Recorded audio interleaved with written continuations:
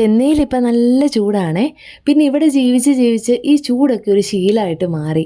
അപ്പോൾ ഇന്ന് ഞാനും മിന്നും പോളിയും ഒക്കെ കൂടി അണ്ണ സെൻറ്റിനറി ലൈബ്രറി വരെ പോവാണേ. ലാസ്റ്റ് ടൈം പോയപ്പോൾ പോളീനെ മാത്രമേ കൊണ്ടുപോയുള്ളൂ എന്നും പറഞ്ഞ് മിന്നുവിന് ഇച്ചിരി സങ്കടമൊക്കെ ആയിരുന്നു.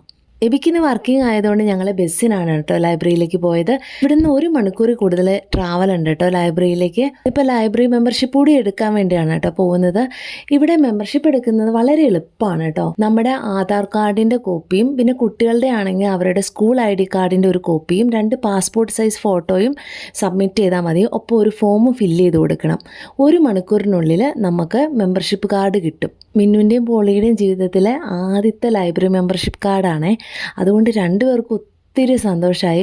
ഭയങ്കര ക്യൂരിയോസിറ്റി ആയിരുന്നു കേട്ടോ അവർക്ക്, ഈ കാർഡ് എങ്ങനെ ഇരിക്കുന്നത്, എങ്ങനെയാണ് ബുക്ക് എടുക്കുന്നതെന്നൊക്കെ അറിയാൻ. കുട്ടികളുടെ ഈ കാർഡിൽ 5 ബുക്കുകൾ വരെ എടുക്കാം കേട്ടോ ഒരാൾക്ക്.